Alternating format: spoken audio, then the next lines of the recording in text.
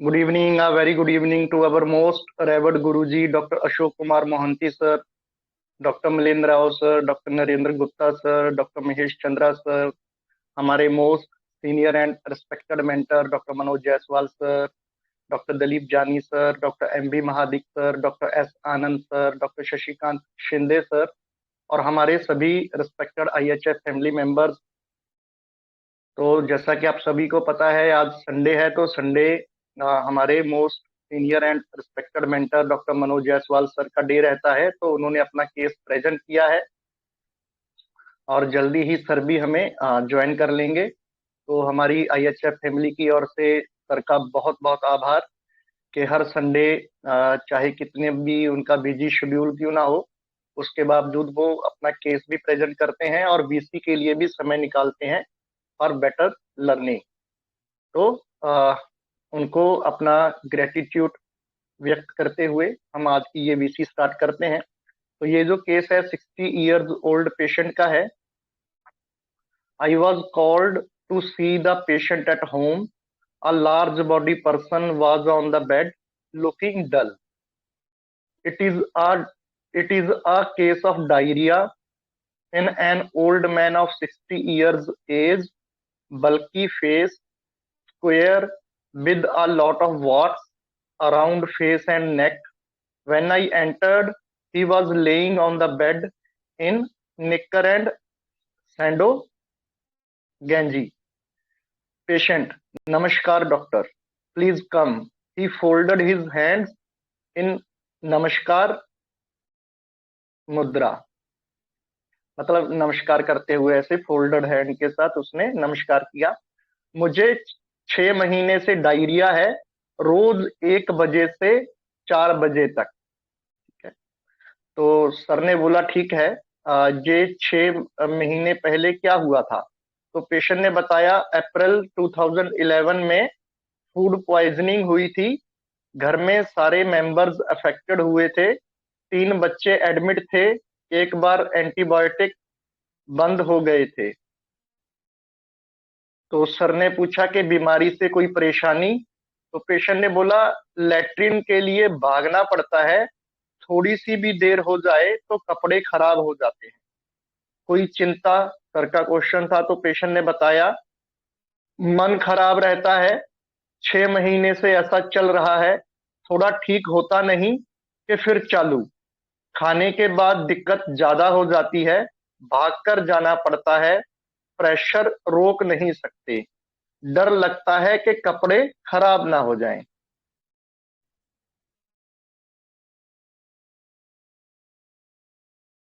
कैसे ठीक होगा? तो फिर इसके बाद वाइफ ने ऐड किया since trouble started he is not going to his saw mill, mostly remain sitting on bed and sometime goes out of room in road side balcony. ठीक है, तो जब से उसको ये ट्रबल हुआ है, ये डायरिया हुआ है, वो अपनी सॉ मिल्क में नहीं जा रहा है। ठीक है, और मोस्ट ऑफ द टाइम अपने बेड में ही लेटे रहते हैं, ज्यादा से ज्यादा बालकनी तक जाते हैं जो रोड की तरफ है। तो सर का क्वेश्चन था why in road side balcony as that at a distance, as that was at a distance. तो पेशेंट ने बताया फ्रेश एयर में आराम मिलता है, टेंशन कम हो जाती है। तो सर का जो फर्स्ट प्रेस्क्रिप्शन था वो फेल हुआ था और उसके बाद उन्होंने रिकंसिडरिंग द केस और फिर से एक अनदर मेडिसिन दिया जिससे पेशेंट को बहुत जल्दी आराम आ गया। तो ये केस है। तो आप लोग बताइए आपका एनालिसिस क्या है, तब तक सर हमको ज्वाइन कर लेंगे।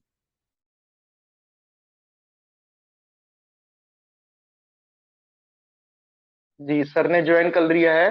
Good evening Manoj Jaiswal sir, welcome sir. हाँ हाँ, थोड़ा सा टाइम लगेगा मेरे को, तब तक एनालिसिस सब जी बताएं जी अपना, मैं सुना। जी जी बिल्कुल सर, बिल्कुल आप अपना टाइम लीजिए, कोई प्रॉब्लम नहीं है। जी प्लीज बताइए।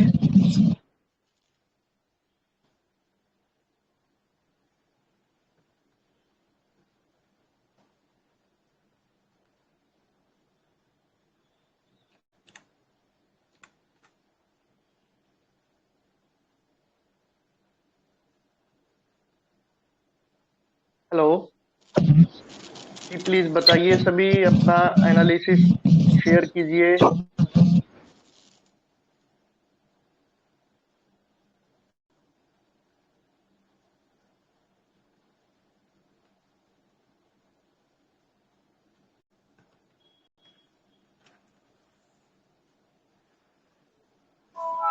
हेलो।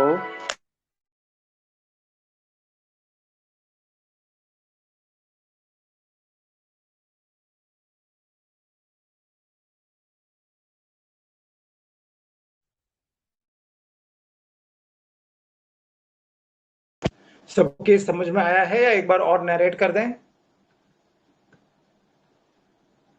एक बार थोड़ा सा और ठीक है, मैं एक बार नरेट कर देता हूँ फिर से। Just a minute.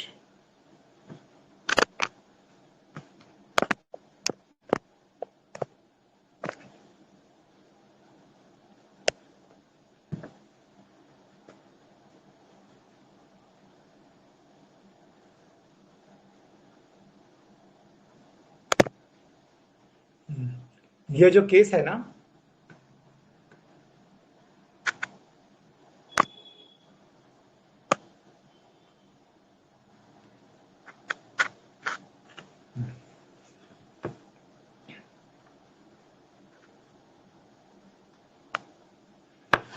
ये जो केस है एक 60 साल के एक व्यक्ति का है और बहुत पुराना केस है मेरा। मोस्ट प्रोबेबली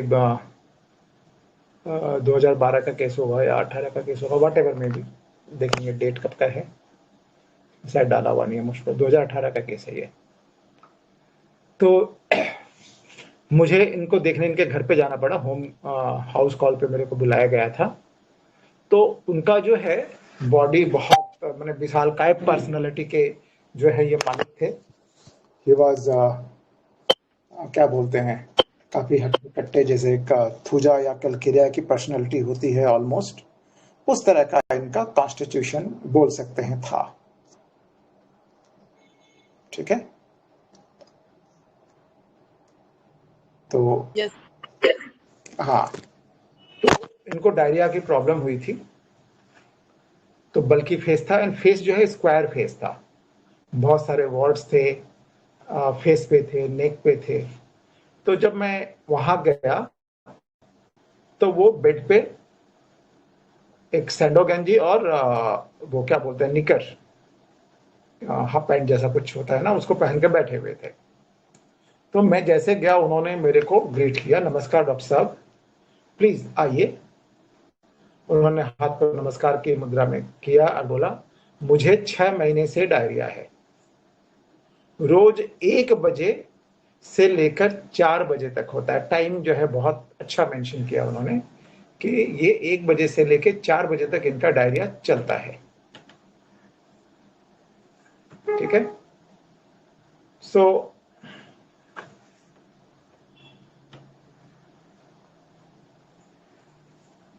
तो मैंने बोला ठीक है, ये 6 महीने पहले क्या हुआ था? मैंने पूछा कि उस समय कुछ हुआ था क्या? तो उन्होंने बताया कि अप्रैल 2011 में फूड पॉइजनिंग हुई थी। तो घर में सारे मेंबर्स अफेक्टेड हुए, ये केवल फूड पॉइजनिंग से जितने भी मेंबर्स थे सभी बीमार पड़ गए थे, जिसमें 3 बच्चों को एडमिट भी करना पड़ा था। तो एक बार एंटीबायोटिक से बंद हो गया था। तो मैंने पूछा बीमारी से कोई परेशानी है आपको?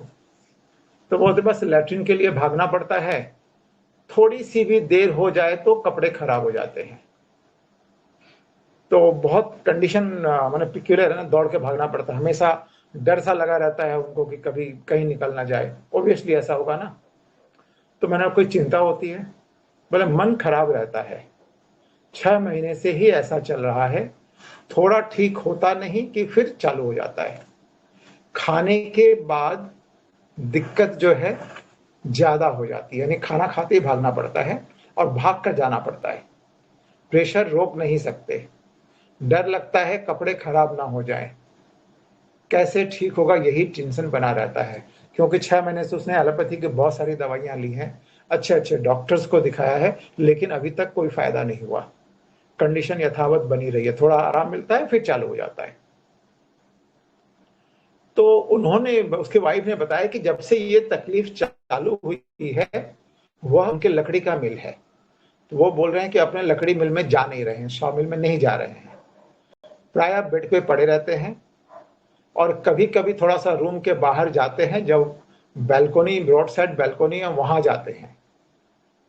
तो मैंने पूछा कि रोड साइड बैल्कोनी में क्यों भाई? क्योंकि वो जो जगह थी वो उनके बेड वाले जगह से थोड़ा सा दूर था। तो उन्होंने बोला कि फ्रेश एयर में आराम मिलता है, टेंशन कम हो जाती है। तो मेरा फर्स्ट प्रेस्क्रिप्शन तो फेल कर गया। तो मैंने फिर केस को रिकंसीडर किया। फर्स्ट प्रेस्क्रिप्शन बता ही दूं आपको कि मेरा फर्स्ट प्रेस्क्रिप्शन सल्फर था, जो मैंने ग्रुप में लिखा भी है। तो इसके बाद मैंने फिर से दोबारा उस केस पर थोड़ा सा गौर किया और मैंने एक दूसरी रेमेडी दी और उससे पेशेंट बहुत फास्ट ठीक हुआ। So this is a case. अब आप लोग बताओ, अभी समझ में आ गया? सिंपल सा केस है। Yes sir. रविंद्र, आप एक बार वीडियो ऑन करके रखिए तो अपना।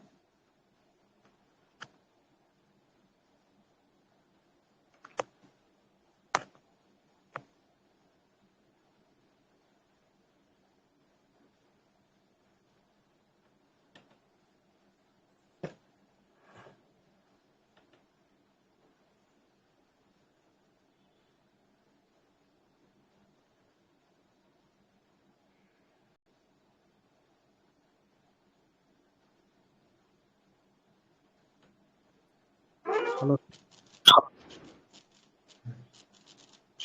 Hello sir. हाँ, अब एनालिसिस बताइए। Hello sir. हेलो। हाँ हेलो, हाँ बोलिए बोलिए सर। हाँ सर, मुझे फोटो था सर। rubrics तो veneration, reduction, persecuted he is, और bed desires remaining. और दूसरा मेडिसिन है तो प्रोटॉन टिकल्स आ रहा है सर, ओपन एयर ये मुझे लग रहा है पहले फोटो फिल्म में है। क्या लगा?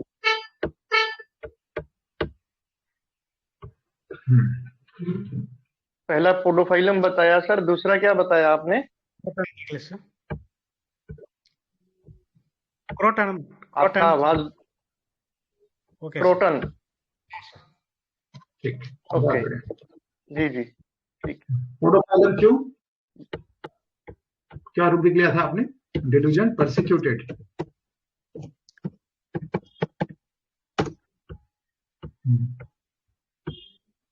और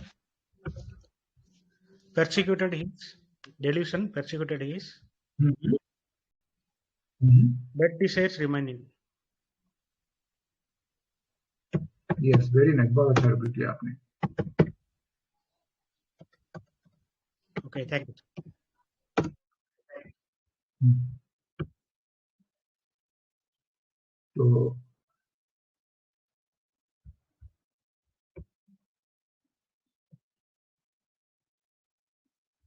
तो इसमें तो बहुत सारी मेडिसिन आ रही हैं।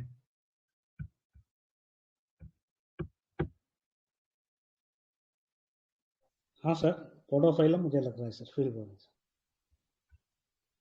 अच्छा ठीक है।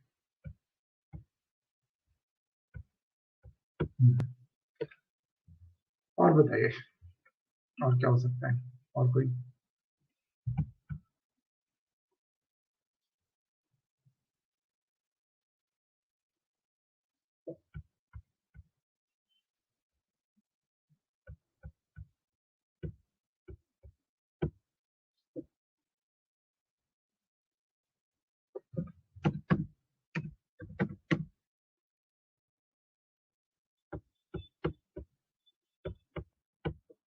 जी बताइए प्लीज।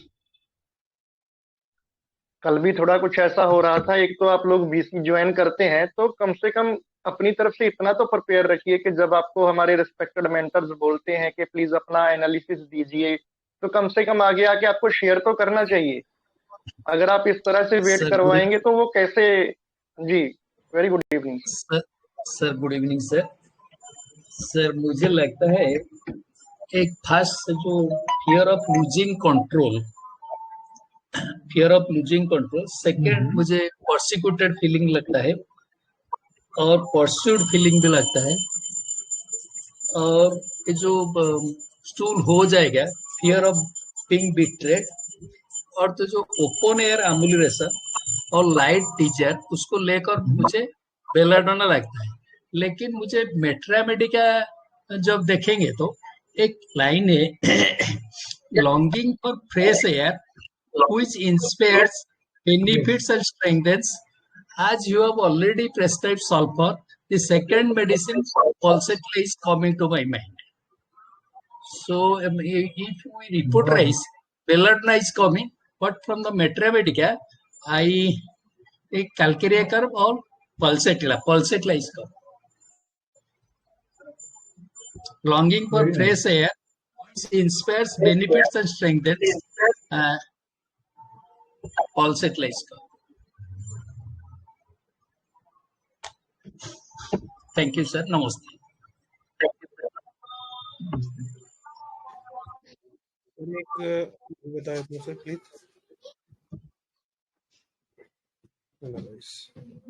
सर ये एक तो इसमें मैंने ये रूब्रिक लिया है डेलुजन पजेस्ड और डेलुजन सिक और एक्स्ट्रा वेगेंस के लिए भी बोला है, और वो कहता है कि मेरी मतलब जो स्टूल है वो इनवॉलंटरी निकल जाएगा, तो फियर स्टूल ऑफ इनवॉलंटरी।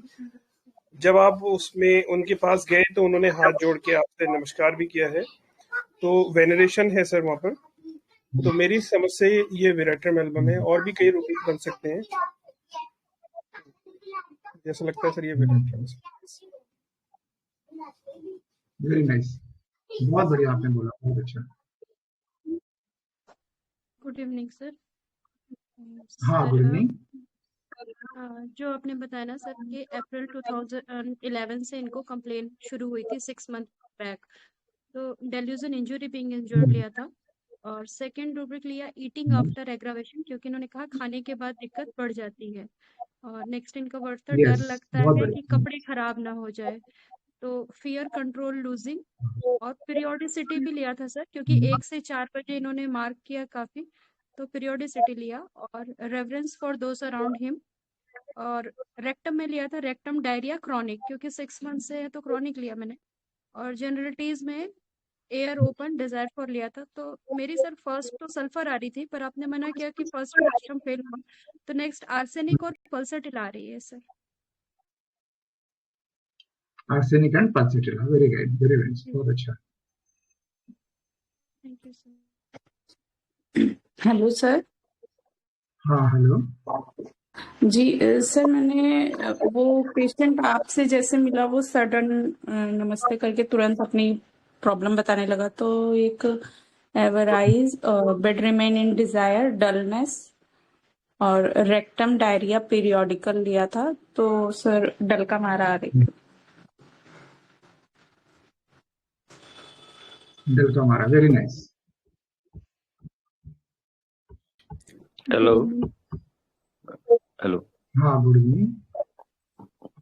हाँ बोलिए। Okay madam, go ahead madam, go. Okay, thank you sir. Sir ये जो इंसान है, मतलब इसको डर बना रहता है कि बार बार उसको जाना पड़ता है और इतना कंट्रोल नहीं हो रहा है, तो और ये जैसे कि अग्नि परीक्षा है, वो उसको जाना ही है, और वो जो डायरिया है वो होना ही है, तो I think so it is fear ordeal, and इसकी वजह से उसने जो अपना बिजनेस है या फिर जो वो काम के लिए जाता था, वो काम को जाने के लिए भी उसने छोड़ दिया है, तो business aversion to and fear of losing self control, 3 rubrics लिए तो जेलसीमियम आ रहा है। Thank you sir. Yes. Hello, good evening sir. Hello, good evening. Hello, good evening. हाँ गुड इवनिंग। हाँ सर, मैंने 3 रूब्रिक लिए हैं। एक तो ओपन एयर एम्बुलेशन है, और delusion injury being injured and fear of dark. 2 medicine आ रही है, सल्फर एंड रस्टेक्स। रस्टेक्स में सल्फर आपकी फेल हो गई, तो मेरा ख्याल से rhus tox should go for the sale रस्टेक्स।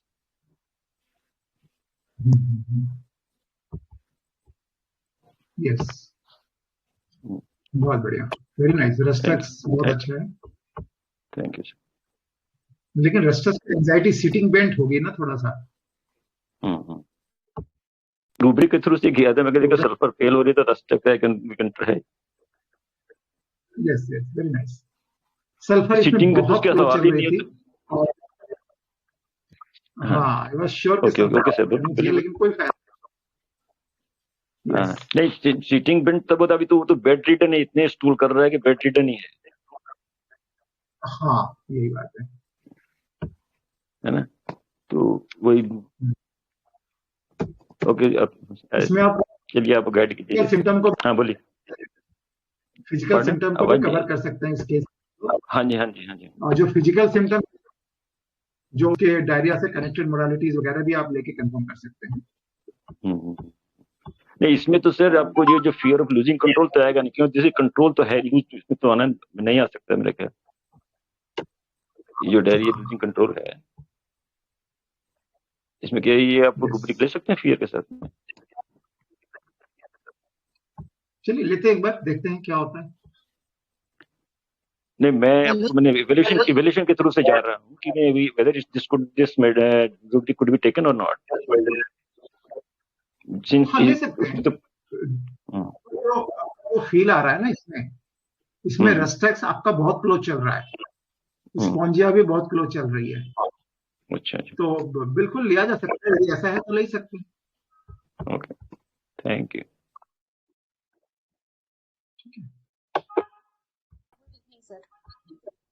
Hello sir, good evening sir. मैंने इसमें लिया था एलिमेंट्स फ्रॉम एम्बैरेसमेंट और open air amel, eating when aggravation, fair stool, involuntary, indifference to business affairs और डायरिया पीरियोडिकल। तो सर मेरा सल्फर, फास्फोरिक एसिड और sepia आ रहा है। यस वेरी नाइस, बहुत बढ़िया। आपके एनालिसिस मैम बहुत बढ़िया है और बहुत अच्छे रूब्रिक आपने पकड़े हैं। Good evening sir. Good evening sir मुझे एलोज का फीलिंग आ रहा है, जिस तरह से उसको फियर है ना, स्टूल निकल जाएगा, खराब हो जाएंगे कपड़े। और रूब्रिक तो मैंने सर 3 लिए हैं, fear, involuntary stools, stool eating after aggravation, open amelioration. तो सर सल्फर, पोडोफाइलम, एलोज ये मेडिसिन आ रही है सर, लेकिन मुझे फील वाइज एलोज का ज्यादा फीलिंग आ रहा है सर। क्लोज कर देता, आप बहुत क्लोज है मैम। वो नहीं है ये मैं बता देता हूँ, लेकिन आपके रूब्रिक बहुत क्लोज है। Thank you sir. ये एलो के बहुत करीब करीब जा रहा था, लेकिन इसमें थोड़ा सा एलो में और इसमें थोड़ा सा अंतर है। ये सीपिया हो सकता है क्या? सीपिया भी बहुत क्लोज चल रही है, लेकिन सीपिया नहीं है। इसलिए इसके से बहुत सारे मेडिसिन बहुत पास पास चल रहे थे, लेकिन इसका डायरिया का कंडीशन क्या, ये बहुत ज्यादा फोर्स के साथ आता है। एलो में फोर्स उतना ज्यादा नहीं रहता, लेकिन रुक नहीं पाता, तुरंत भागना पड़ता है। जी सर, पोडोफाइलम का फीलिंग आ रहा है सर, पोडोफाइलम भी कवर कर रहा था। फोर्स के साथ डायरिया, पोडोफाइलम का फीलिंग आ रहा है सर। Yes very nice. तो सर हाँ सर, आपने बताया ना काफी फोर्स के साथ आता है, तो फिजिकल्स में अगर फोर्स के साथ वाला लेंगे और आफ्टर ईटिंग एग्रावेशन लेंगे, दो चीजें अगर लेते हैं तो क्रोटन टिग एक थॉट आता है सर। यस बहुत बढ़िया, very nice.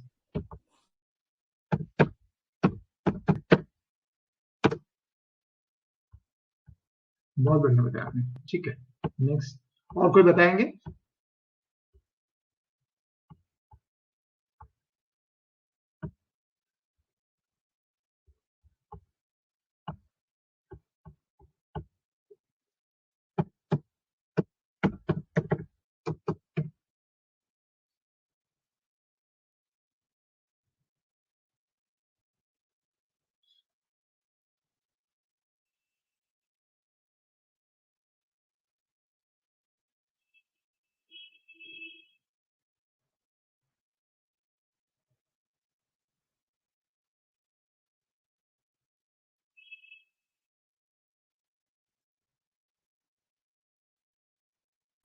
Hello, good evening sir.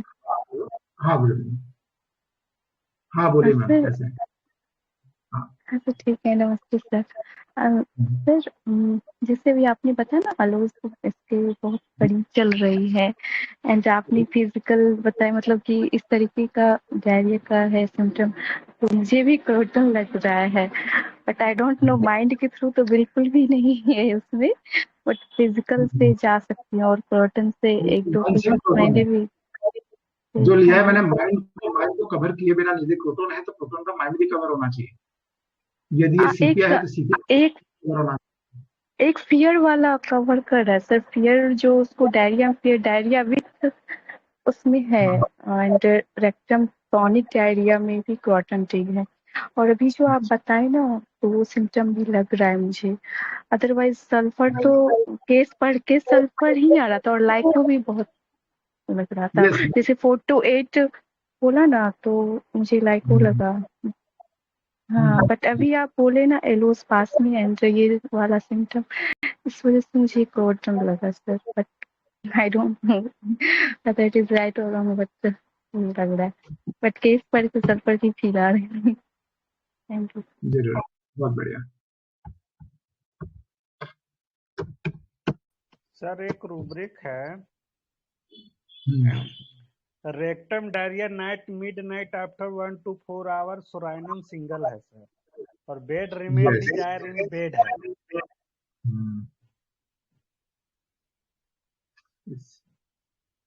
बहुत अच्छा आपने बताया है, वेरी नाइस। लेकिन सोराइनम में एक बहुत बड़ी खासियत होती है, उसकी बहुत भयानक बदबू। यस तो यदि ये सोराइनम होता ना तो इसके घर वाले सबसे पहले बोलते कि डॉक्टर साहब बदबू से परेशान हो गए, पेशेंट तो बोलता ही। अच्छा अच्छा अच्छा। तो वो नहीं था, वरना आपके रूब्रिक बहुत बढ़िया है। सबसे बड़ी बात है मेडिसिन भले वो सोराइनम ना हो, लेकिन आपने इतना अच्छा सोचा है ना, इसके लिए एक तालियां होनी चाहिए आपके लिए भाई, बहुत बढ़िया बताया, वेरी नाइस। ये होता है डिस्कशन में, क्या होता है हम लोग बहुत कुछ सीखते हैं, इसीलिए सबसे बोलता हूं मैं कि डिस्कशन में पार्ट लीजिए, क्योंकि हम लोग यहाँ सीखने के लिए बैठते हैं। मैं भी सिखाने के लिए नहीं, मैं भी सीखने के लिए बैठा हूं।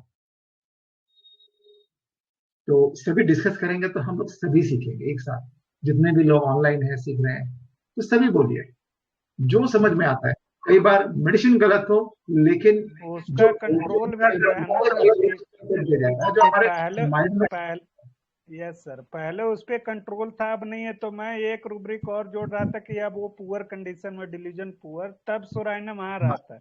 बाकी देखिए indifference to business affair about, क्योंकि अब वो काम पे नहीं जाता, पहले जाता था। तो उसमें मैं देखा तो उसमें वो सोराइनम नहीं मिला सर मुझे। यस यस,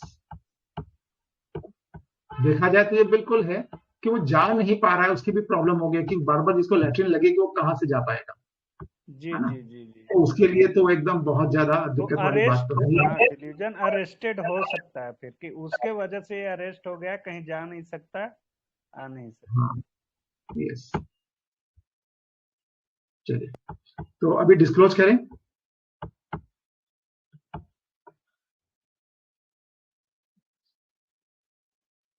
या और कोई बताएंगे अपना, कोई और बताएंगे?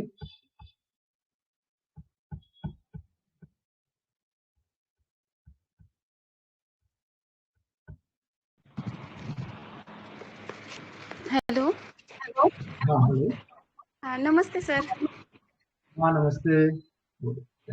सर जो आपने डिस्क्राइब किया उसका फेस पे बहुत सारे वार्ड्स थे और एक ह्यूज पर्सनैलिटी थी जो, तो वैसे देखा जाए और डायरिया पीरियोडिकल और डर्टी स्किन और फियर ऑफ लूजिंग कंट्रोल, ये लिया तो मेरा थूका और आर्सेनिक आ रहा है। लेकिन आर्सेनिक रूल आउट किया कि आर्सेनिक तो बहुत वीकनेस प्रोस्ट्रेशन में होता है और इतने 6 मंथ तक वो इंतजार नहीं करता होगा, इसलिए मैं टूजा सोच रही थी। हाँ, आर्सेनिक होता तो वो तुरंत एक के बाद एक बहुत सारे डॉक्टर बदल दिया होता, बहुत सारे पैथी बदल दिया होता, फिर उसका एटीट्यूड अलग होता, इतना ज्यादा वेनरेशन नहीं दिखाता, नहीं है ना? होता, हाँ, नमस्कार करना, ये सब सारी चीजें नहीं होती। नहीं होती। तो इट्स वेरी नाइस, बहुत अच्छा आपने सोचा है।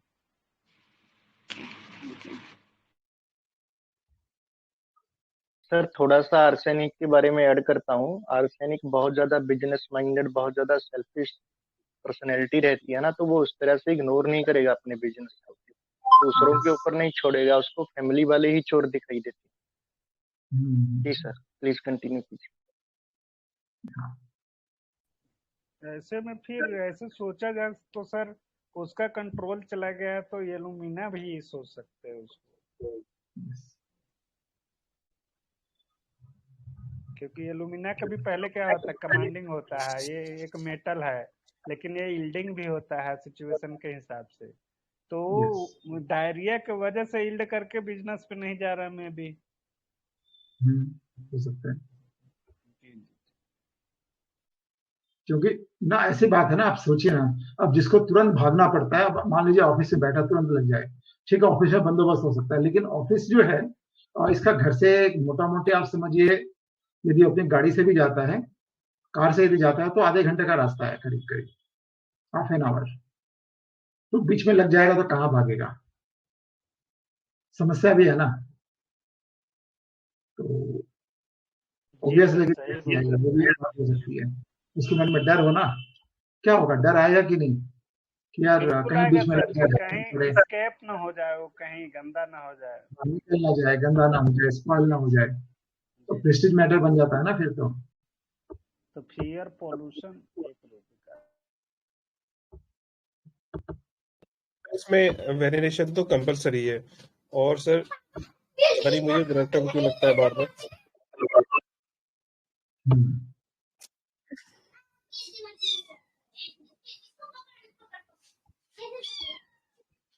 सर प्लीज बता दीजिए। बताइए ना, ये बाहर क्यों जाता है, वहां पर थोड़ा, ये बहुत इंपॉर्टेंट था इस लाइन में, है ना, कि मैंने पूछा कि भाई रोड साइड की बैल्कोनी में ही क्यों जाता है, तो टेंशन कम हो जाती है, उसको फ्रेश एयर में आराम मिलता है। तो 6 महीने से जिसको प्रॉब्लम, बहुत तरह की टेंशन भी होगी, लेकिन जब फ्रेश एयर में जाता है तो उसको आराम मिलता है। दिस इज इंपॉर्टेंट, ये रूब्रिक एकदम पक्का है।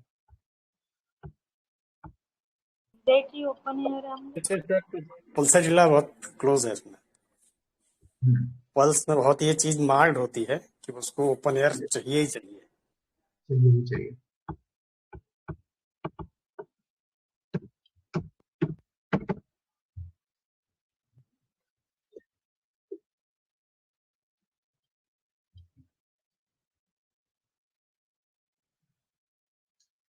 तो इसको अब ओपन करते हैं, और कोई बताएंगे अपना कुछ अलग हो तो बताइए, नहीं तो फिर अभी ओपन करते हैं इसको। तो फर्स्ट प्रिस्क्रिप्शन मेरा हाँ बोलिए सर। मेरा भी रेस्पॉन्स आ रहा है सर। मैंने जो लिया है रूब्रिक वो है mind open air ameliorate, mind bed remain in bed, desire mind delusion, injury is being injured, mind superstitious, mind veneration, mind work impossible, mind rectum diarrhoea chronic, mind rectum involuntary stool. तो first medicine है sir इसमें rhus tox. Rhus tox ना, बहुत अच्छा। Yes sir.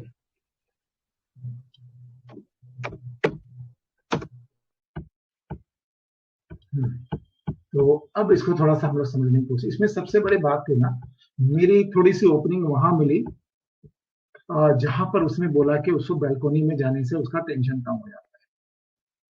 तो ये मेरा opening वहां से, मैं बोला कि इसको नहीं छोड़ सकते, तो that was the opening rubric. ठीक है, तो उसको जो है एंजाइटी क्या होता है, फ्रेश एयर में जाने से आराम मिलता है।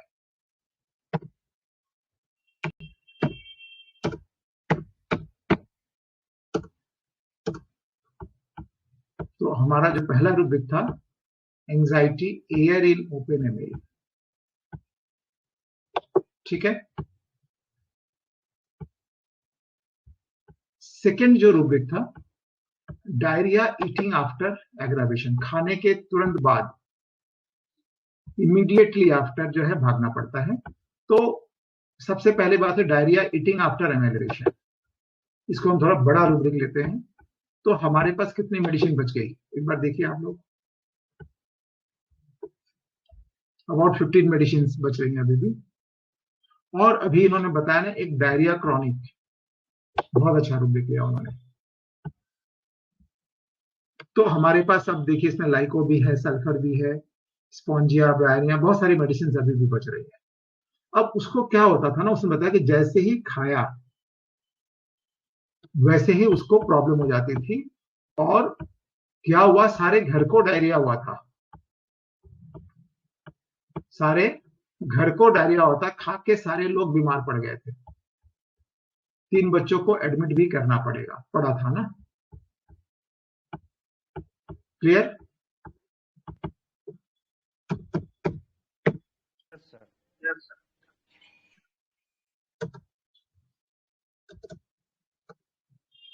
तो कहीं ना कहीं उसको इन्फेक्शन बहुत तेज हुआ है इसको। तो इसके बाद जो था कि उसको अभी क्या कंडीशन है कि खाता है और तुरंत भागना पड़ता है, और खाने के साथ साथ उसको डायरिया जाना पड़ता है। तो इट इज ऑलमोस्ट सडन, मैंने टाइम भी नहीं मिलता उसको, और दौड़ के भागना पड़ता वरना कपड़े खराब हो जाएंगे। तो इसमें actually fear, self control, losing of या इस तरह की कंडीशन बताया था, आना चाहिए, लेकिन उस रूब्रिक में ये रेमेडी नहीं है। ठीक है। दूसरा, तो इसमें जो मैंने लिया था remedy, sorry rubric, diarrhoea sudden, rubric और देखिए, diarrhoea sudden and diarrhoea eating after immediately. कितनी रेमेडी बच गई? सारी की सारी रेमेडी एबोलिश हो जाएंगी आपको।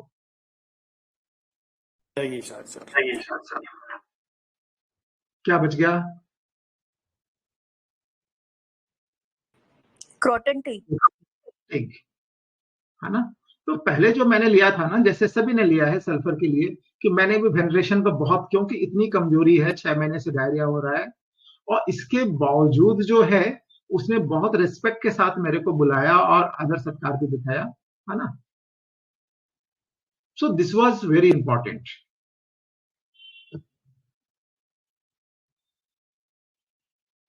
और उसके बाद वो क्या करता है, बैल्कोनी में जाता है।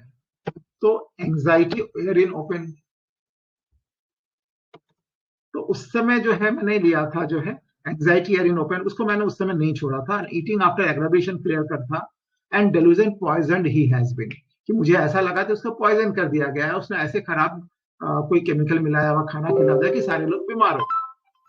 तो सल्फर, पल्सेटिला, लाइको जो है बहुत क्लियरली चल रही थी, और टाइम जो था बहुत ज्यादा स्पेशली था कि 1 PM to 4 PM, यही इस समय उसको बहुत ज्यादा प्रॉब्लम होती थी।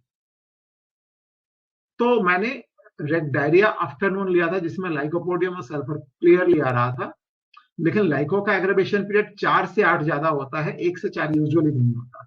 तो मैंने सल्फर दिया था उसको, फिर 6 भी दिया, 30 दिया, लेकिन कोई फायदा नहीं हुआ।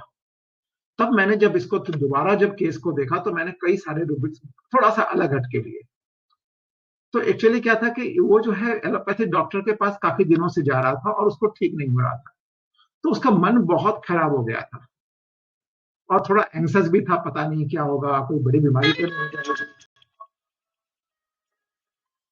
ठीक है, कोई बड़ी बीमारी तो नहीं हो जाएगी, इस तरह की सारी टेंशन उसको चल रहा है। तो ये आपको कंप्लीट में देखिए, आपको कंप्लीट में कुछ रूब्रिक्स मिलेंगे। Morose anxious, morose sadness with, है ना, anxiety air in open ML, face anxious expression diarrhoea in, most probably अकेली रेमेडी है इसमें शायद।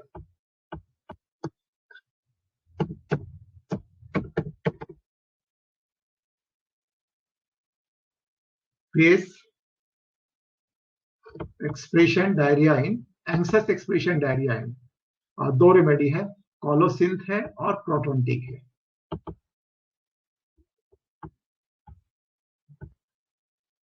ठीक है, इसमें 2 रेमेडी है, कॉलोसिंथ एंड क्रोटोनटिक। लेकिन कॉलोसिंथ जो है usually not diarrhoea, specially stool के साथ भी इसका कंडीशन में रहता है, किसी भी तरह का स्टूल नॉर्मली रहता है, जो क्रोटोन में भी है लेकिन कम है, उसमें इसका ग्रेड ज्यादा है थोड़ा सा। एंड डिस्कम्फर्ट ईटिंग, जैसे ही खाना खाता था उसको डिस्कम्फर्ट फील शुरू हो जाता था, है ना। तो उसको एक डर सा बना रहता था खाने के बाद ही कि अब तो लगता है कहीं कपड़े ना खराब हो जाए, अब कहीं डायरिया ना हो जाए, तो फियर ये चलता रहता, तो fear diarrhoea with and eating after aggravation and sadness work aversion to with. यहाँ पर काम करने का मन ही नहीं कर रहा। चलो ठीक है, उसको उतना दूर जाना पड़ेगा, बहुत सारी दिक्कत हो सकती है, लेकिन उसके तो एक बात तो उसको पक्का था कि 1 बजे से 4 बजे होता था, तो मॉर्निंग आवर्स में जाके तो चला आ सकता था 1 बजे के पहले पहले, वो भी नहीं जा रहा था। तो काम करने का मन ही नहीं कर रहा था, और मन भी बहुत उदासी के कारण, बीमारी से बहुत उदास हो गया था, एंग्जियस हो गया था, है ना। So he was not going to work, he lost his interest in the work, indolence, aversion to work, sadness from, sadness, work aversion to with। ठीक है, अब हम थोड़ा सा इसके जो बाकी डायरिया के रूप बताए थे, rectum diarrhoea, eating after, immediately after, इसमें शायद 1 या 2 मेडिसिन है। Stool forcible diarrhoea chronic, stool watery, तो ये सारी चीजें जो है प्रोटोनटिक को सपोर्ट कर रही थी इस माइंड के साथ भी। सो इसको मैंने दिया था 200, और मोस्ट ऑफ 3-4 डोज तो मिनिमम दिया ही होगा मैंने। तो उससे उसको आराम तो मिला। मेरे पास 27/9 को मैंने दिया था, तो 2/10/12 को, सॉरी ये 2012 का केस है, हाँ 2/10/12 को मेरे पास रिपोर्ट आई कि उसको काफी आराम मिला है, लेकिन आज फिर से शुरू हो गया प्रॉब्लम। मैंने 27/9 को दिया था, 3-4 दिन बिल्कुल आराम था, लेकिन आज दोबारा शुरू हो गया प्रॉब्लम। तो मैंने क्रोटोनटिक 1 mg दिया, 1 डोज देखा, फिर प्लेसिबो दे दिया मैंने, ठीक है, और उसको 1 mg दे के रख दिया था, थोड़ा सा जरूरत पड़े तो लेना, नहीं तो नहीं लेना। तो जस्ट मेरे पास काफी दिनों के बाद, 3-4 महीने के बाद फिर किसी प्रॉब्लम के लिए आया, वो 3/1/2013 को दूसरे किसी प्रॉब्लम के लिए आया था। तो उसको मैंने पूछा भाई क्या हुआ पुराना, उसके बाद आपने कोई खबर नहीं दिया, एक बार बस हो गया।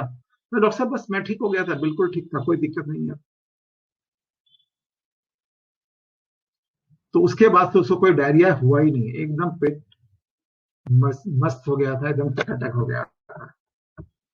तो so this was the case of प्रोटोनटिक। तो कई बार क्या होता है ना, इसमें बहुत सारे रूब्रिक्स हमें फंसते हैं। अब देखा जाए तो इतनी ज्यादा जो डायरिया हो रहा है, परसिक्यूटेड फीलिंग आ ही सकती है, बहुत कॉमन है। उस हिसाब से सल्फर भी बहुत बुरा नहीं था। और भी कई रूब्रिक्स ऐसे थे जो अभी कंप्लीट डायनामिक्स में तो हैं, लेकिन हमारे सिंथेसिस जो पुराने वाले सिंथेसिस उसमें नहीं है, तो यहाँ हम मिस कर जाते हैं।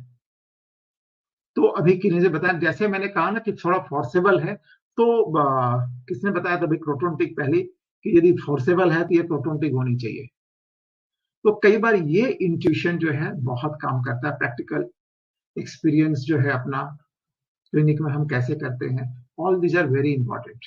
Always rubrics are not going to give a correct input always, क्योंकि हर रेपर्टरी में देखे देखे मैं अभी जैसे 2 रेपर्टरी में डाल डाल के देख रहा हूँ, जोमियो में कुछ आता है, इसमें कुछ आता है।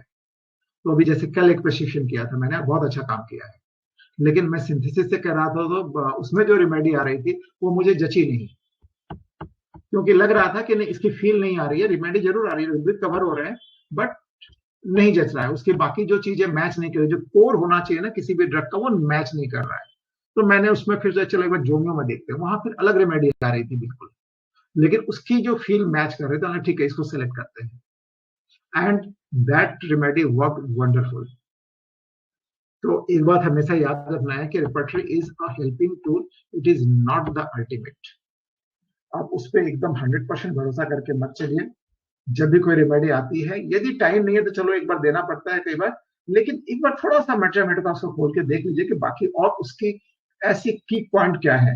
यदि वो उसमें थोड़ा सा भी मैच करता है तो रेमेडी आपकी ज्यादा करेक्ट होती है। आपके पास मैंने क्या कहते हैं, we are more sure about the action of the remedy. ठीक है कि प्रोटोनटिक बहुत ही नई रेमेडी है, माइंड से बहुत कम हम लोग यूज करते हैं, और माइंड में भी देखिए इसके बहुत सारे सिम्टम्स जो है ना खाने पीने और स्टूल से रिलेटेड है, जैसे anxiety pressure from epigastrium, anxiety stool after, anxiety stool before, ये ज्यादा इंपॉर्टेंट है। स्टूल बिफोर, लैट्रिन लगने के पहले से आपको उसको लगता है कि आपको कुछ गड़बड़ होने वाला है ना, ये इस तरह के सिम्टम्स बहुत मिलेंगे।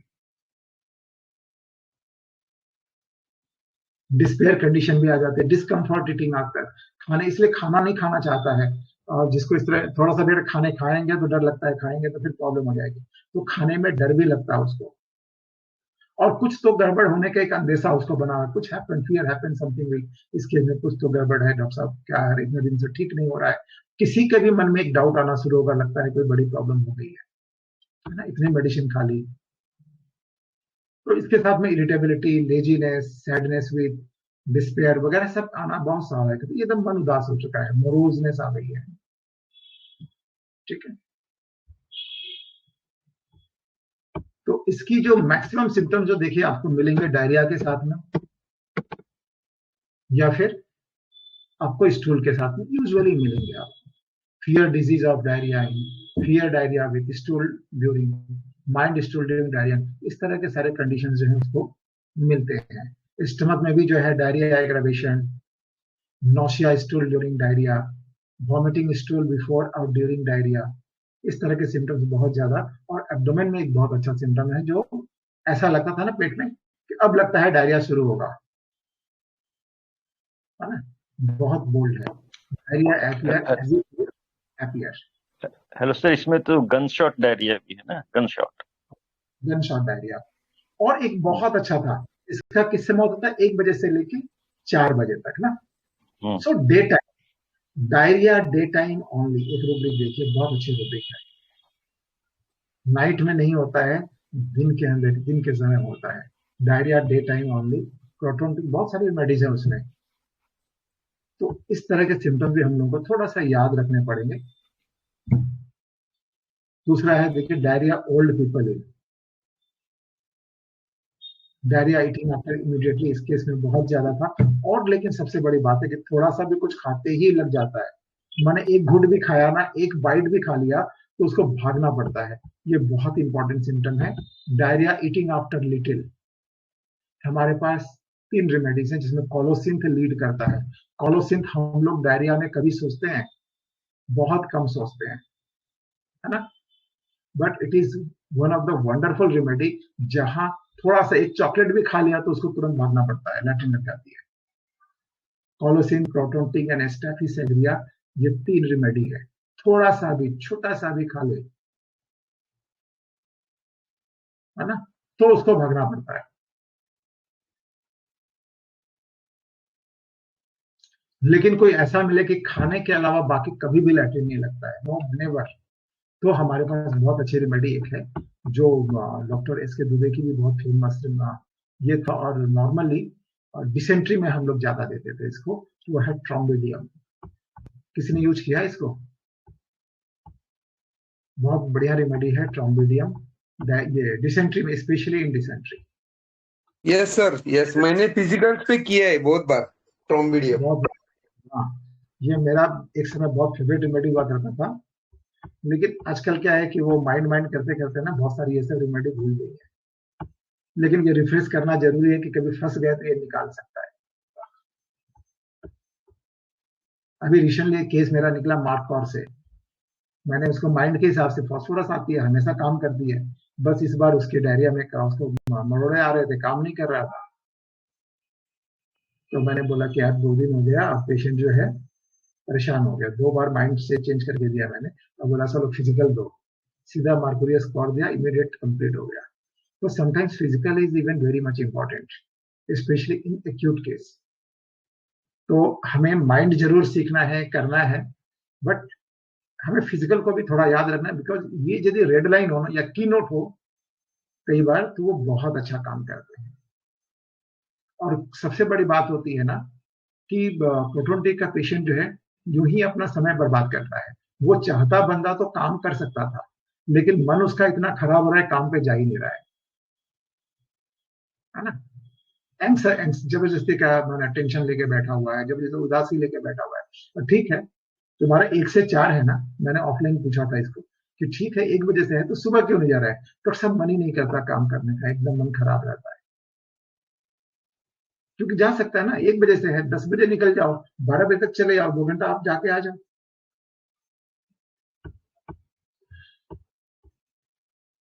तो ये जो है एक सिचुएशन जो है हमें मिलती है कई बार, इस तरह के केसेस में।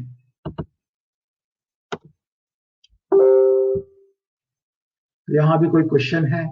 हालांकि बहुत सिंपल केस था।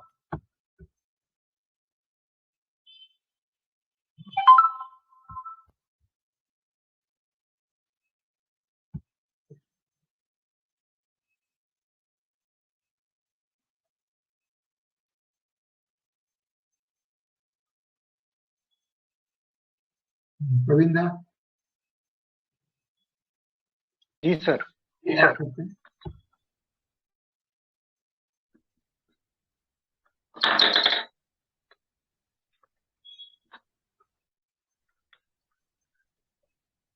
जी बोलिए सर। ये कोई क्वेश्चन नहीं है तो हम लोग अब एंड करते हैं इसको। या और कोई इनपुट देना चाहते हैं प्रवीण दा, आप या दिलीप दा, कोई है जिनका कोई और एक्सपीरियंस रहा हो प्रोटोन के साथ में, माइंड के साथ में या फिजिकल में भी, तो शेयर करेंगे तो क्या होगा, ये मेडिसिन और हो जाएगी। यदि किसी ने यूज किया हो तो बताइए, विशेषकर माइल्ड सिम्टम से भी यूज किया तो बिल्कुल जरूर बताएंगे, शेयर करेंगे, वो बहुत अच्छा रहेगा।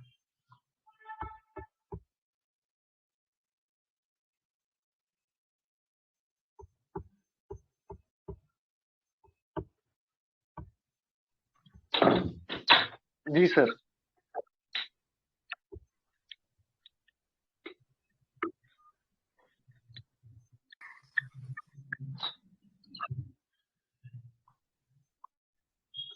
हेलो सर, एक क्वेश्चन है सर।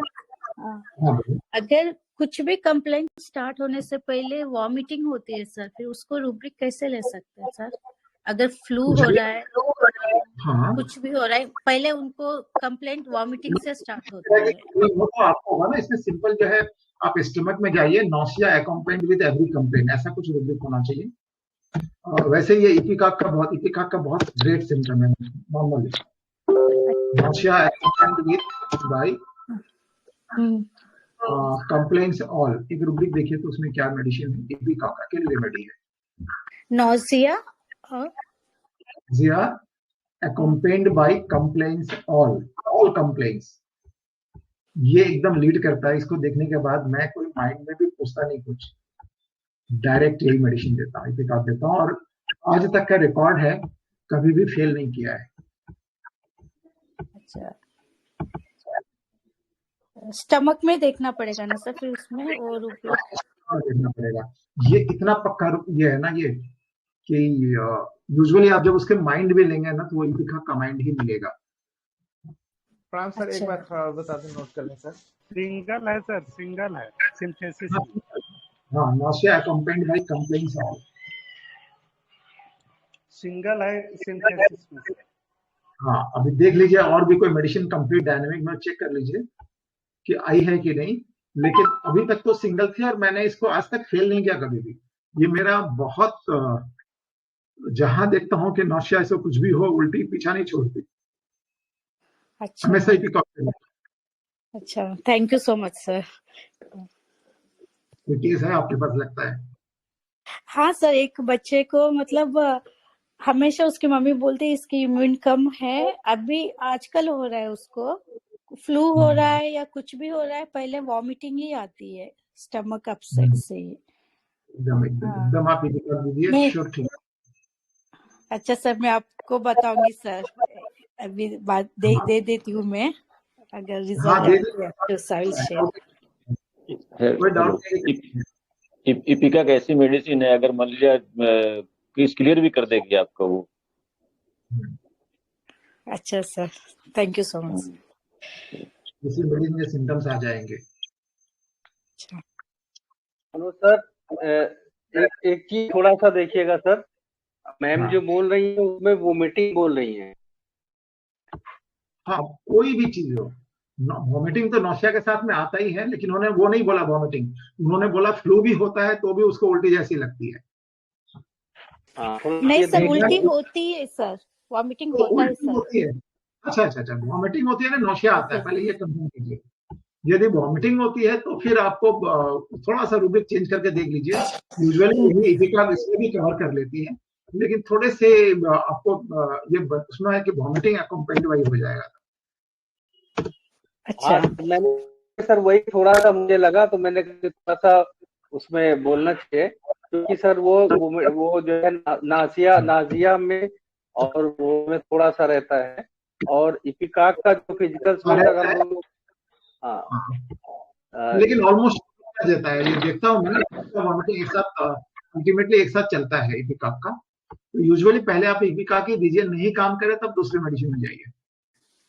हाँ सर, इपिकाक में चीज और है कि वोमिटिंग से उसका नाजिया कभी रिलीज नहीं होता है।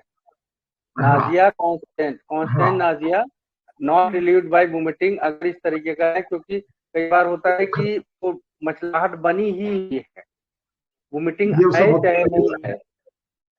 यस हाँ सॉरी सर, थोड़ा सा मुझे लगा तो मुझे बीच में वो करना पड़ा। Thank you. बहुत बढ़िया।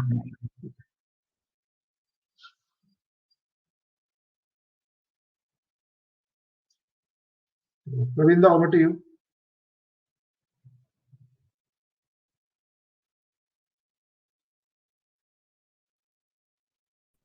सर तुरंत वॉमिटिंग में फॉस्फोरस भी बहुत काम करती है। वो कुछ भी खाए और वॉमिट हो जाए, कुछ भी खाए वॉमिट हो जाए, वो उसमें उसमें क्या है ना, सारी चीजें खाता है ना, अगर इसी ठंडी चीजें खाता है तो उसे थोड़ा टिकता है पेट में। थोड़ा गर्म या नॉर्मल टेम्परेचर की चीजें जल्दी वॉमिट होती है, ये थोड़ा सा पिक्यूलियर है। ठंडी चीज सर गर्म होकर फिर वो आप फेंक देता है, जैसे गर्म होता बाहर आ जाता है, बाहर आता है। वो सेंसिटिव टू टच रूब्रिक लेते हैं सर उसमें ना। Sensitive to touch. यस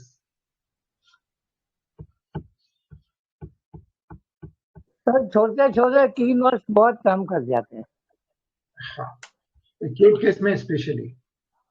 हाँ, एक मेरे पास एक केस आया था, उसको कोई भी बॉडी में हाथ अड़ जाए तो नोसिया हो जाता था, धक्का दे बहुत आया। सेट भी हाथ में, तो वो एक सिंगल रेमेडी बोरेक्स है कि वो कहीं पे मैं बहुत ट्राई किया लेकिन नहीं, फिर कहीं भी पढ़ते पढ़ते ये मिल गया कि बोरेक्स उसमें बहुत काम करती है, तो बोरेक्स से मिल गया उसको। एक ही बार दिया, एक ही बार खत्म। 2 साल हो गए, अभी कुछ हुआ नहीं। तो ये बहुत काम करती है, ये नहीं भूलना चाहिए। आप सही बोल रहे हैं सर के ये फिजिकल भी बहुत काम करती है कभी कभी।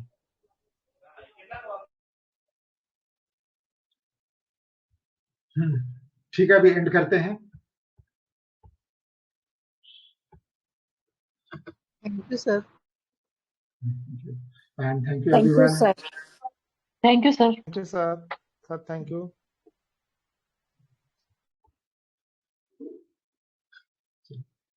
मैं आज एक्चुअली दूसरा केस देने वाला था, लेकिन टाइप करने में टाइम नहीं मिला, तो फिर ये बहुत पहले भी शेयर किया हुआ है। और डॉक्टर बापू सागर ने ठीक पकड़े, उनकी मेमोरी बहुत शार्प है। Yes sir. और आपको तो पता पड़ ही जाता है।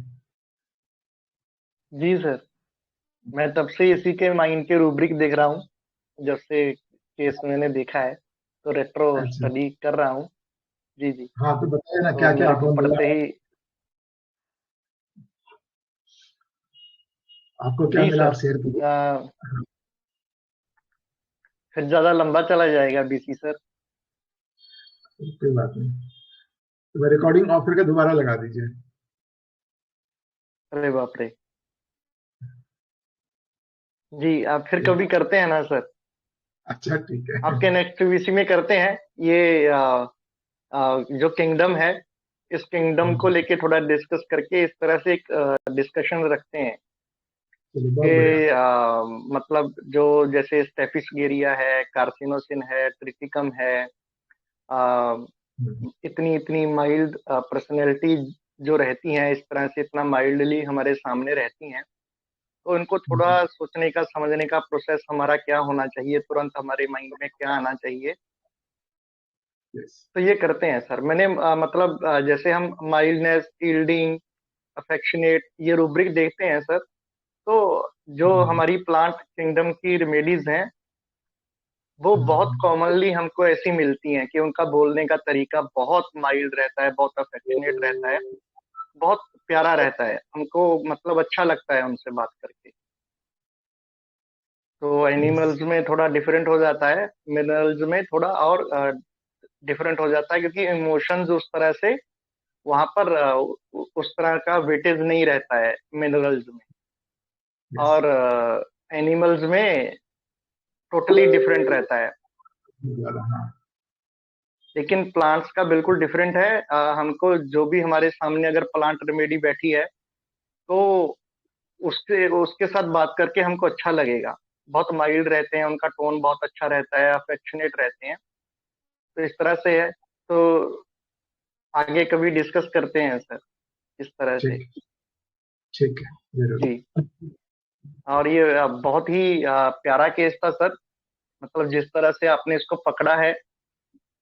सल्फर आपने स्टार्टिंग में दिया और वो नेचुरली जो हम माइंड मेथड पे लोग प्रैक्टिस करते हैं, रेफरेंस को देख के आना भी चाहिए।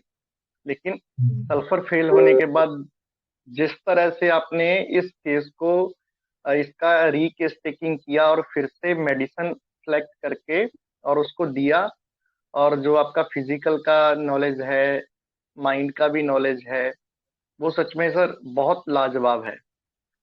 उस तरह से हमको होना चाहिए एक्चुअली। अभी जैसे अभी भी हुआ कि क्वेश्चन आ रहे थे कि क्या रूब्रिक लेना चाहिए, क्या रूब्रिक लेना चाहिए। तो ये सच में कभी कभी मेरे को फील होता है कि हम सब करने के बाद, डिग्री लेने के बाद, प्रैक्टिस करने के बाद हमको मतलब कितना ज्यादा और सीखने की जरूरत है कि हमको ये पता नहीं है कि हमको कहाँ क्या रूब्रिक लेना है। ये सच में बहुत बड़ा क्या बोले इसको, वीक पॉइंट बोले हमारा, क्या बोले सर, इसके ऊपर बहुत काम करने की जरूरत है कि कम से कम इतना तो क्लैरिटी हमको होना चाहिए कि हम एक बार फेल होते हैं अलग बात है, लेकिन कम से कम दूसरी या तीसरी बार हमको वो प्रॉपर रूब्रिक ले लेना चाहिए। तो ये भी एक बहुत बड़ा कंफ्यूजन है। हो सकता है कि ये हमारी मदर टंग इंडिया में अलग अलग लैंग्वेज बोली जाती हैं और हमारा रिपिटरी इंग्लिश में रहता है, तो उसकी वजह से भी हो सकता है, या ये नॉलेज और एक्सपीरियंस की कमी के चलते भी है। तो मैं हमारे सभी रिस्पेक्टेड IHF फैमिली मेंबर्स को इतना ही बोलूंगा कि प्लीज आप सभी लोग मेहनत कीजिए, खूब मेहनत कीजिए, क्रिएटिव होके सोचिए, इतना ही। तो ये और दूसरों से सीखने का प्रयास कीजिए और खुद की गलतियों से भी सीखिए कि हमने कहाँ पर क्या क्या गलती किया है। तो ऐसे ही IHF फैमिली हमारे ग्रुप का नाम है, तो फैमिली में सब एक दूसरे की सपोर्ट करते हैं। तो ऐसे ही हम इसको भी ओवरकम कर जाएंगे और एक ऐसा इकोसिस्टम डेवलप कर पाएंगे कि हम एक दूसरे की हेल्प कर पाए। अपनी अपनी दिक्कतें, अपनी अपनी पर्सनल प्रॉब्लम्स सबको हैं। नानक दुखिया सब संसार। हमारे बाबा नानक, गुरु नानक जो हैं पंजाब से पहले गुरु थे, उन्होंने लिखा है कि नानक दुखिया सब संसार। ये मतलब ये जो संसार है इसमें हर कोई दुखी है,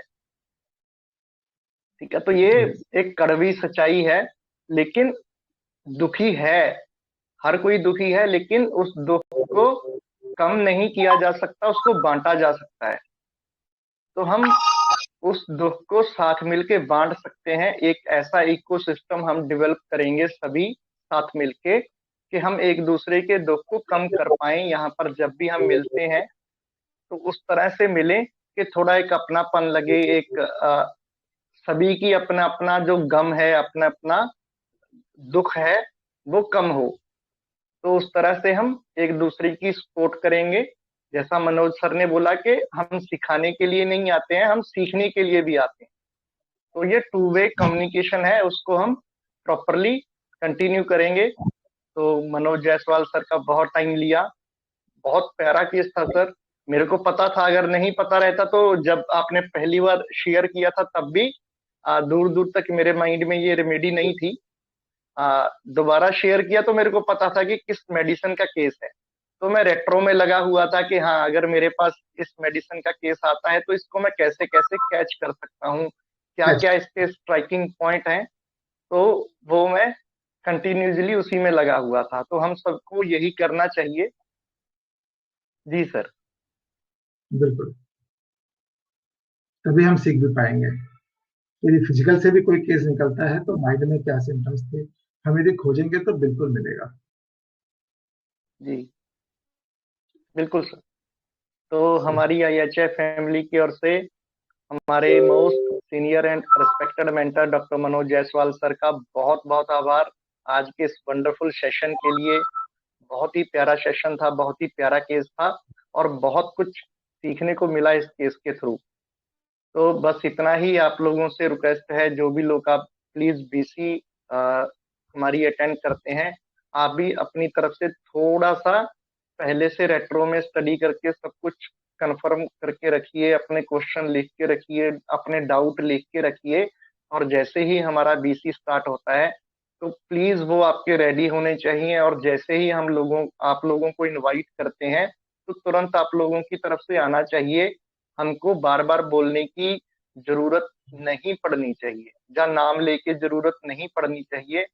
आप लोग एक से एक बढ़ के आगे आपको आना चाहिए। ये मेरी आपसे हम्बल रिक्वेस्ट है, प्लीज आप इसको जरूर फॉलो कीजिए,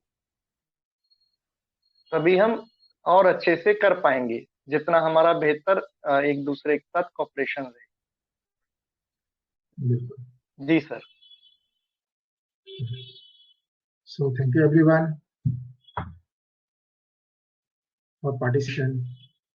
सबने आज अच्छा पार्टिसिपेट किया और सबसे बड़ी बात है आज खुल के बोले हैं, आए हैं सामने, और ये आना बहुत जरूरी है।